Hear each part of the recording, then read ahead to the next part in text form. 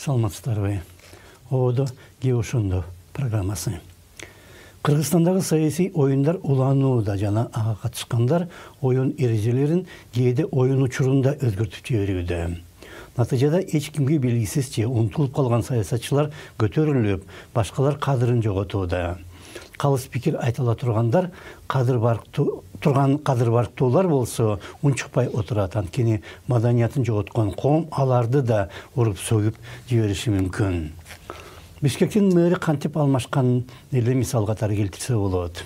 Мындан 3 ай мурда Гөлгө губернатор болуп барган Балбак Түлүбаевдин мэрияга келгени абал оңолот деген үмүт жаратат. Анткени менен 5 октябрдагы окуялардан кийин ага криминалдын өкүлдөрү келип, губернаторлуктан кет деген талап койгон. Авал оңолгонго чейин болсо Азиз Суракматов менен Нариман Түлеевтер өз саясий тагдырына өздөрү балта чапты.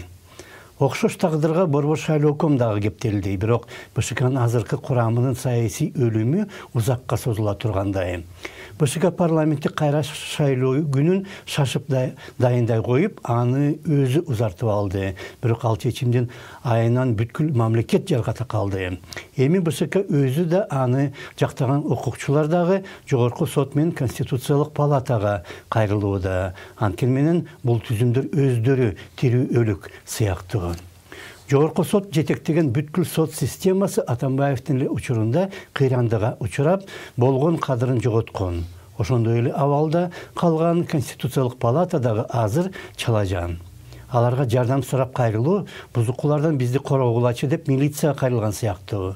Милиция коррупциялашканы аз келгенсип, өзү бузукулар менен байланышкан жана качан болбосун милдетин таштап качып кете берет эмеспи. Ушундай абалда эми премьер Садыр Жапаров президенттикке ат салышам деп билдирүүдө. Бирок ал президенттин милдетин өзүнө алып жаткан күнү өлкө менен коом ал убактылуу гана милдет аткаруучу болууда. 2 айдын ичинде өлкөнү оор абалдан чыгарууга макул болду деп түшүнгөн. Ал тууралуу ошол 16 октябрь күнү парламенттик сессияда сөз алып сүйлөгөн Өмүрбек Текебаев даана айткан. Урматтуу Садыр Нуркожоевич, сиз биздин өлкөгө гана эмес, бүтүндөй дүйнө чайпалып турган маалда мамлекет башына келип, тоодой жоопкерчиликти жана тарыхый миссияны өзүңүзгө алып жатасыз. Мамлекет башчысынын милдетин аткарган премьер-министр президенттик шайлоого катыша албайт.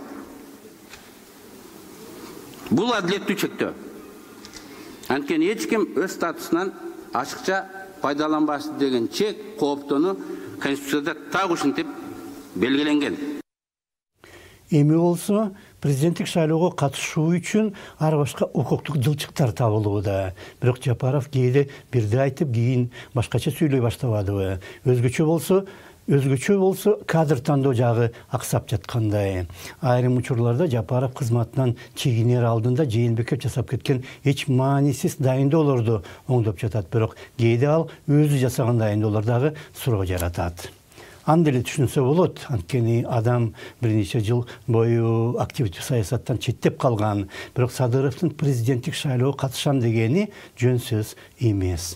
Бийликтин туу чокусунда турган адам андайды жөн сүйлөбөйт жана аны менен катар андай адамдардын эл алдында моралдык да жоопкерчилиги болот.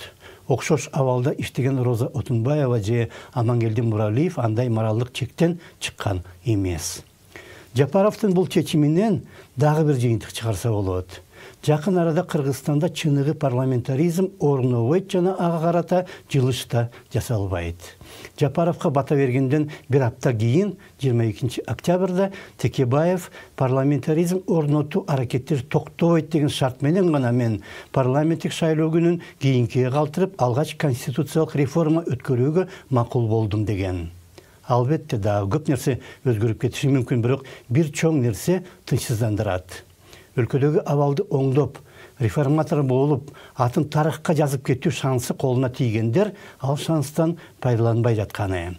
Андай тарыхый шанс Жээнбековго тийген, бирок ал аны түшүнбөй да калды окшойт. Эми ошондой же андан да ыңгайлуу шарт Садыр Жапаровго тийди эле, бирок ал дагы андан пайдалангысы келбей жаткандай. Багы жок Кыргызстанга дагы жок болгондой. Ошондо саламат калыңыздар.